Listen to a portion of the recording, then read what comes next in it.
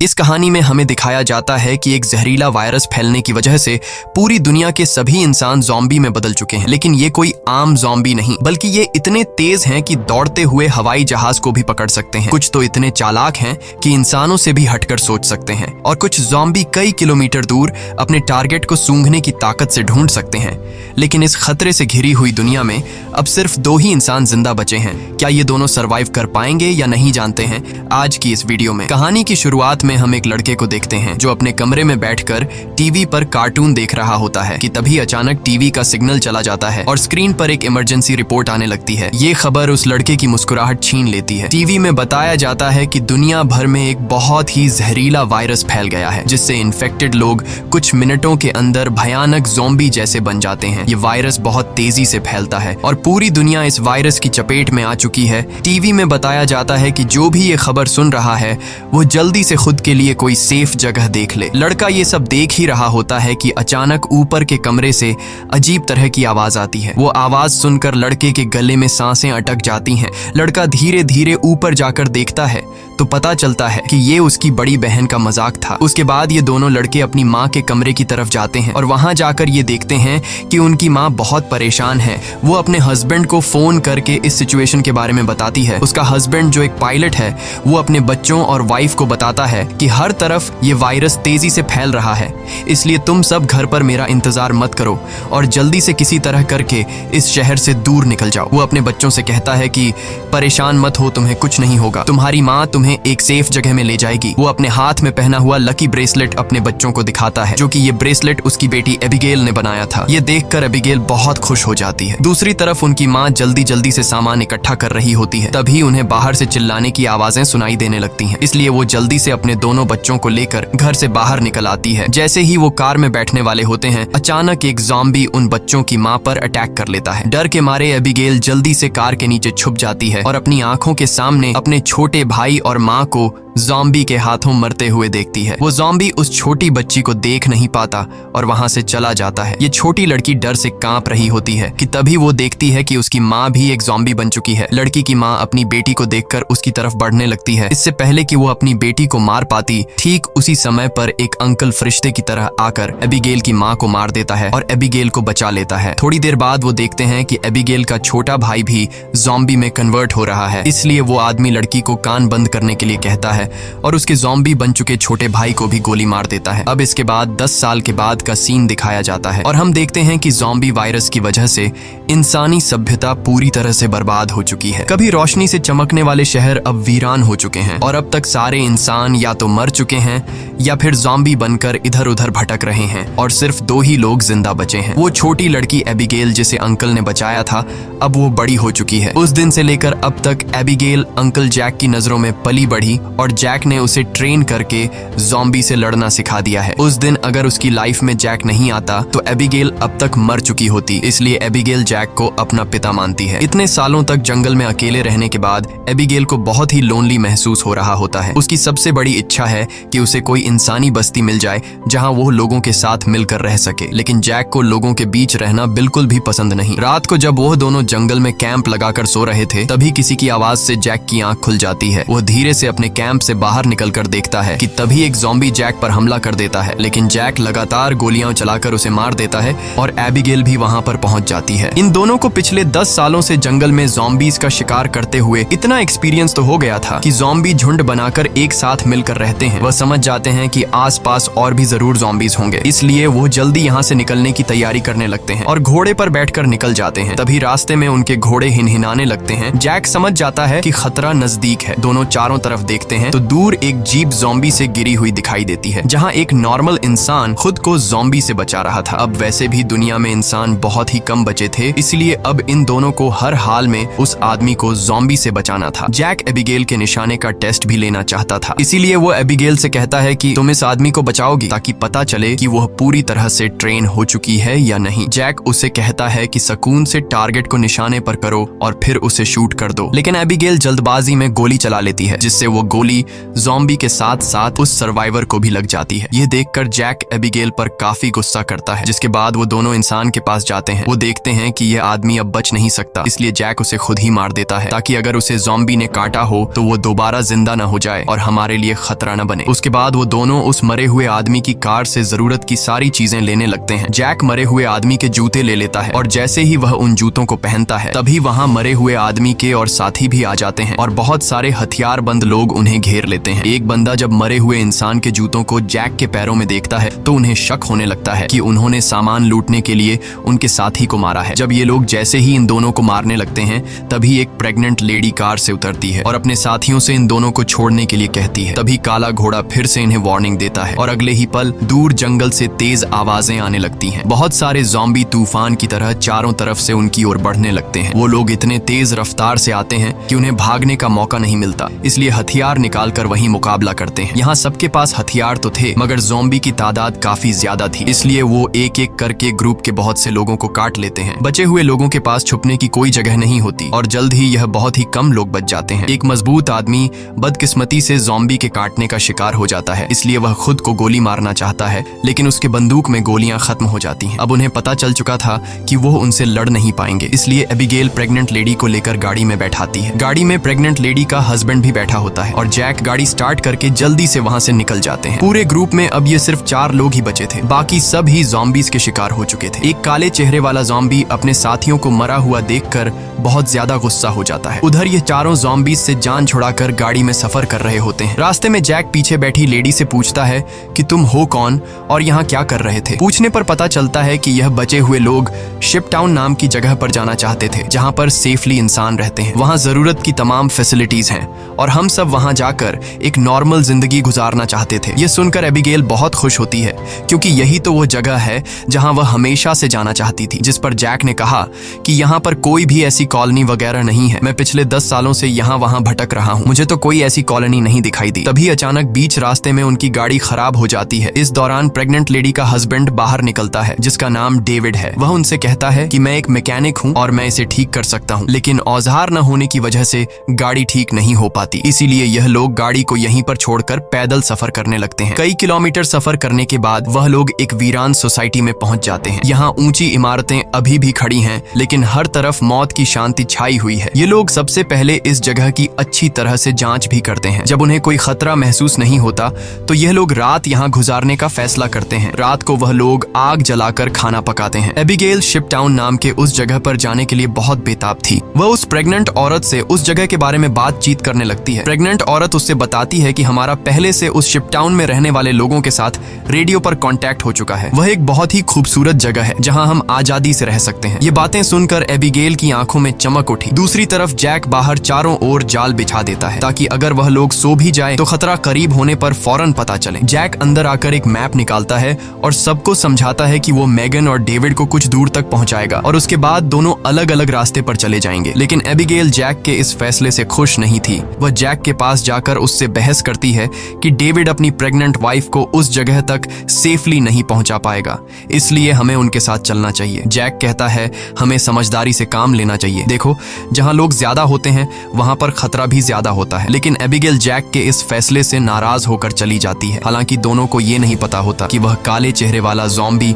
उनकी गाड़ी को सूंघते हुए वहां तक पहुंच चुका है। अगली सुबह एबिगेल छत पर बैठकर अपने बचपन की फोटोज देख रही होती है कि अचानक नीचे पेड़ों से सरसराहट की आवाज आती है। वह समझ जाती है कि ज़ॉम्बी अंदर आ गए हैं और सबको वार्निंग देने के लिए नीचे दौड़कर जाती है कि तभी रास्ते में एक ज़ॉम्बी भी उसके पीछे लग जाता है। एबिगेल खुद को बचाते हुए ऊपर सीढ़ियों पर चढ़ने लगती है और पीछा करने वाले ज़ॉम्बी को झटका देते हुए नीचे गिरा देती है। लेकिन इस चक्कर में उसका बैलेंस बिगड़ जाता है जिससे वह भी नीचे गिरने वाली होती है। लेकिन तभी जैक ने वक्त पर आकर उसे बचा लिया। थोड़ी देर बाद काले चेहरे वाला ज़ॉम्बी अपने साथियों के साथ वहां पहुंच जाता है क्योंकि उसे पता चल जाता है कि उनका साथी कहां पर मरा है। लेकिन वह पहले से बिछाई गई जाल में फंस जाते हैं जिसमें काफी सारे ज़ॉम्बी मारे जाते हैं। जैक धमाके की आवाज सुनकर समझ जाता है कि ज़ॉम्बी का झुंड उस जगह तक पहुंच गया है जहां हम कल रात ठहरे थे और ज़ॉम्बी अभी तक उनका पीछा कर रहे हैं। लेकिन अच्छी बात यह थी कि ये लोग उस जगह को छोड़कर वहां से आगे निकल चुके थे। तभी रास्ते में एबिगेल को याद आता है कि थोड़ी दूर पर एक छोटा सा हवाई अड्डा है जहां पर मेरे फादर काम किया करते थे। शायद वहां कुछ हवाई जहाज बचे हों जिससे हम आसानी से शिप टाउन तक पहुंच सकते हैं। लेकिन जैक कहता है कि अगर हम एयरपोर्ट गए तो वह एक खुली जगह है और अगर वहां ज़ॉम्बीज ने घेर लिया तो वहां हमारे पास जान बचाने का कोई रास्ता नहीं होगा और मुश्किल है कि हमें वहां एरोप्लेन भी मिल जाए। लेकिन एबिगेल के बार बार कहने पर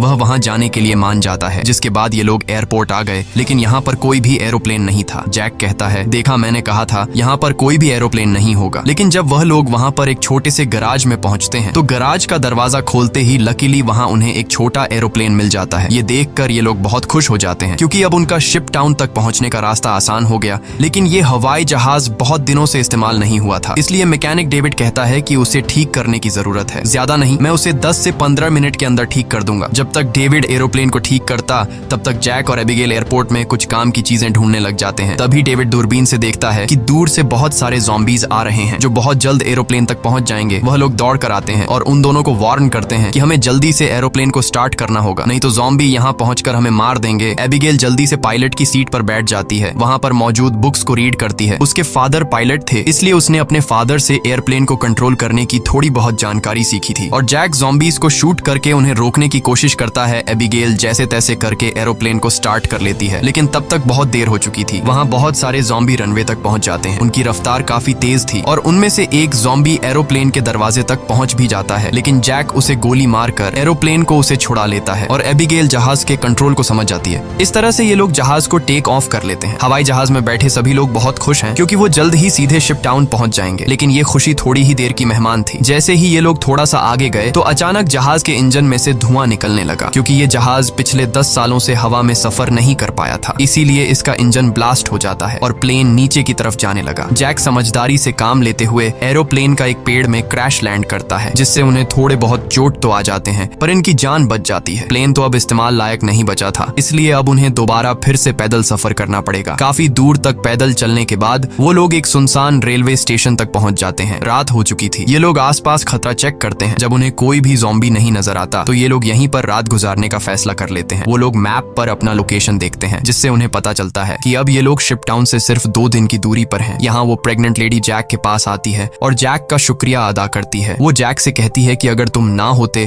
तो हम कभी भी यहाँ तक नहीं पहुँच पाते। ये सुनते हुए जैक को भी मैगन से हमदर्दी होने लगी। वो उसे अपनी स्टोरी सुनाता है कि आज से 10 साल पहले जब ये ज़ॉम्बी वायरस शुरू हुआ था तो उसे सबसे पहले अपनी पत्नी को जान से मारना पड़ा क्योंकि वो उसे काटने आ रही थी।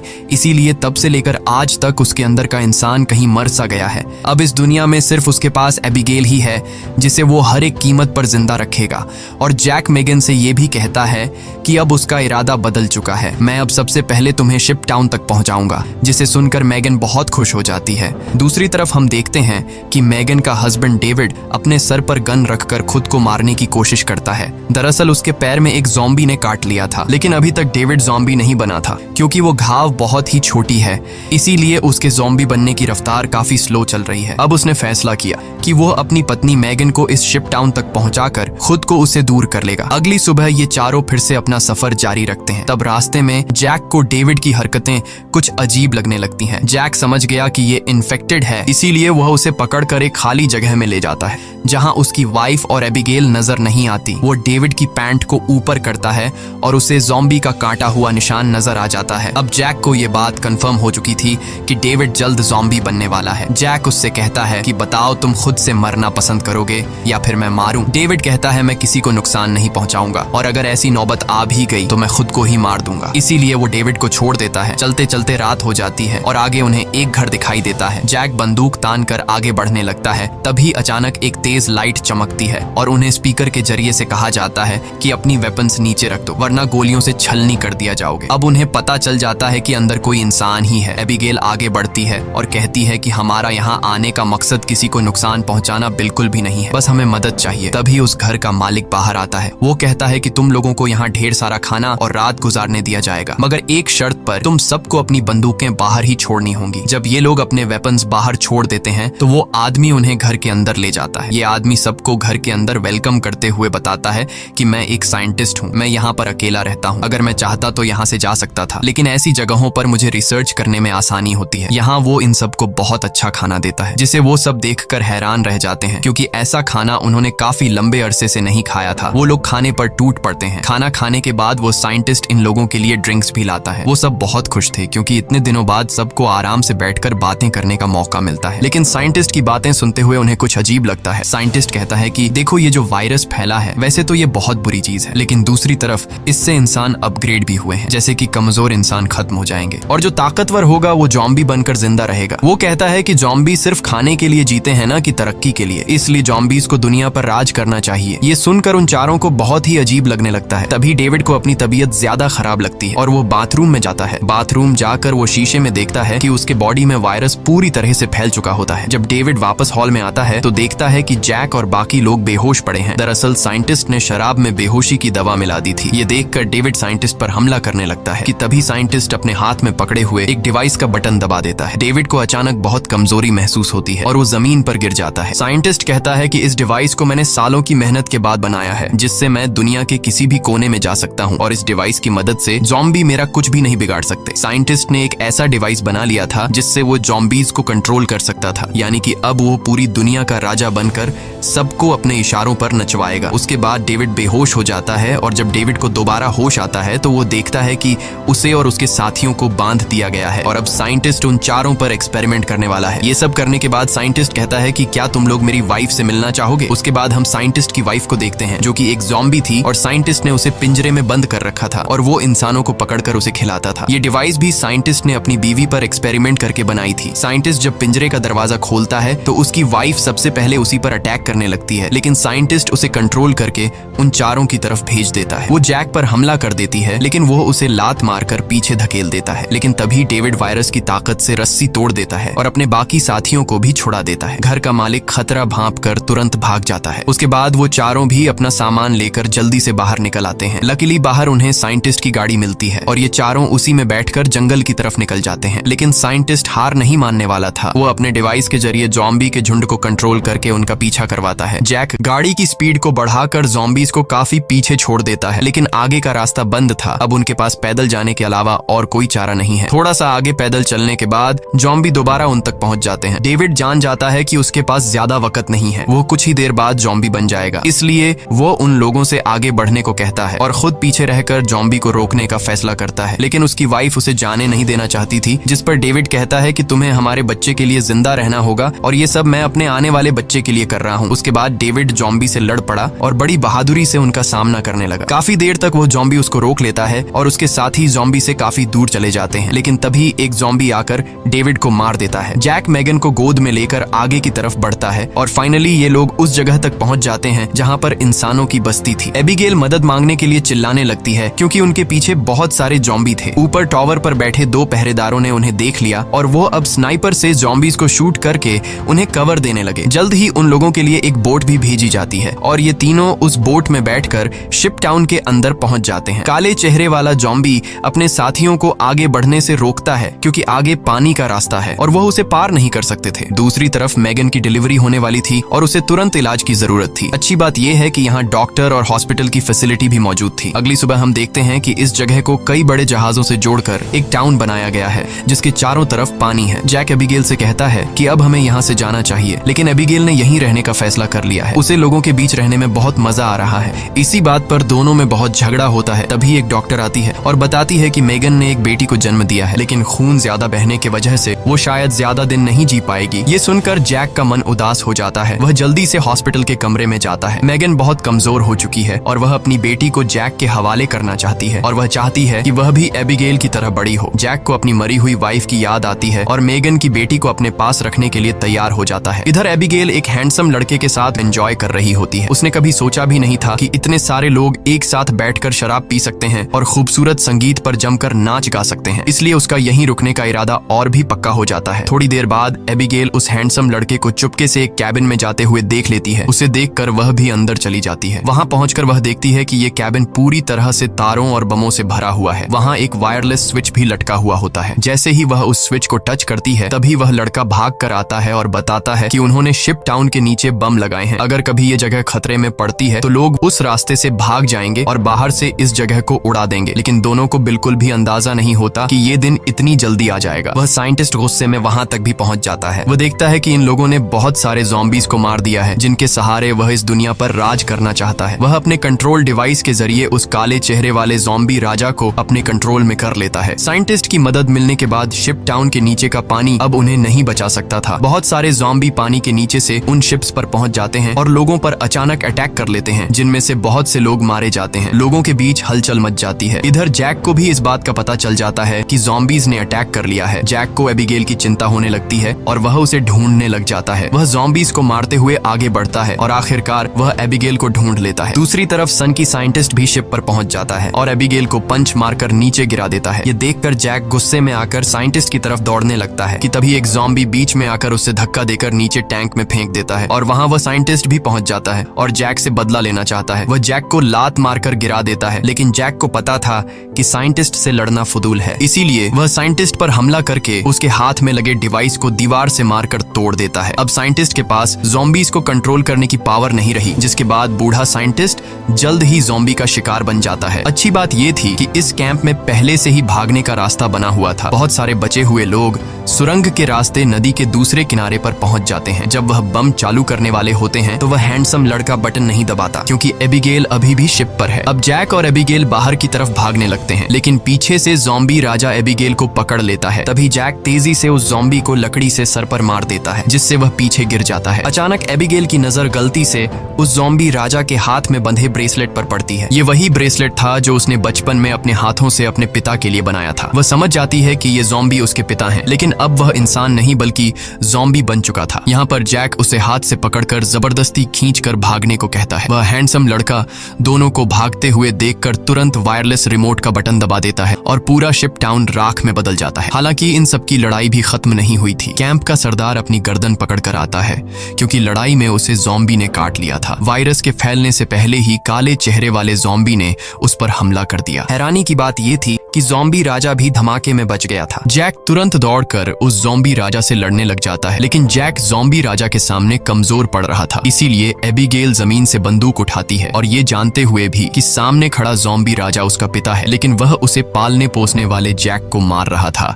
इसलिए एबिगेल बिना सोचे समझे उस काले चेहरे वाले ज़ॉम्बी राजा को गोली मार देती है, क्योंकि अगर वह उसे गोली नहीं मारती तो वो ज़ॉम्बी राजा वहां पर मौजूद सब लोगों को मार देता। उसके बाद जैक और एबिगेल गले लगते हैं और अब जैक, एबिगेल और बचे हुए लोग दूर समुद्र में एक सुनसान द्वीप की तरफ देखते हैं और वहीं एक नई इंसानी बस्ती बसाने का फैसला करते हैं। इसी के साथ ये कहानी खत्म हो जाती है। अगर वीडियो आपको अच्छी लगी हो तो हमारे चैनल को सब्सक्राइब और वीडियो को लाइक जरूर कीजिएगा।